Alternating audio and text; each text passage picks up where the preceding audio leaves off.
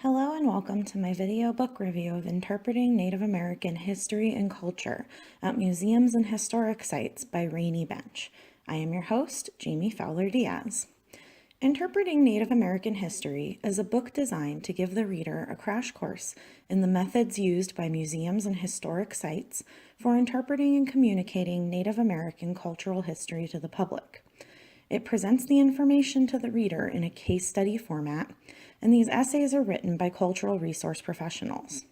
Some of the information is presented by Native Americans working in the field. However, most of the information is presented by non-Native authors that work extensively with tribal representatives and groups. Bench defers to experts in the field, letting them tell stories of both successful and unsuccessful exhibit campaigns. Most of the essays take a very postmodern approach to historical interpretation and emphasize the importance of inclusion of oral histories, chronicles, and origin stories, even if they are in direct opposition to the archaeological or historical record of the exhibit. Early in the book, Bench asks the reader, what is truth? And indeed, most of the essays indicate that truth is an ever-changing, fluid construct that fluctuates depending on the perspectives of the storyteller.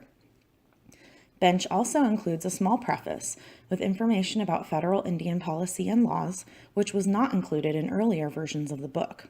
In my opinion, the book is markedly better for including this information, as it provides essential background on the disenfranchisement of natives and sets the tone for the rest of the book.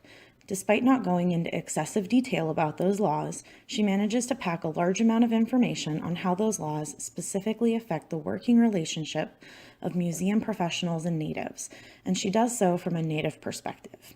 Kelly could learn a thing or two from Bench. For readers without a historical or historiographical background, the idea that truth is a fluid social construct may be foreign. If I had read this before I started working on my history degree, I would have wondered what the hell she was talking about. Bench does not really give any background on this concept, just kind of dumps it in your lap, and the book would probably benefit from a paragraph or two about truth, access, and who history is made for. Bench also glosses over stereotyping Native cultures and assumes the reader is either educated enough on the subject or is motivated enough to educate themselves. She acknowledges that conventional education does not even begin to address the idea of stereotype, but does not go into any more detail about how stereotyping can be damaging or detrimental to an exhibit, other than to say natives probably won't want to work with you. I feel that this is a pretty big omission, and again, a few short paragraphs about how and why stereotyping is bad might help readers understand the material more thoroughly. Furthermore, despite the fact that all of the essays have a strong focus on encouraging and respecting Native input, there are comparatively very few Native contributors to the book. The main Native contribution is from the Potawatomi Nation's Cultural Center, which is considered a model for other Native cultural centers, but really limits the diversity of perspectives afforded to the reader. And a huge point of this book is to include diverse perspectives in your work.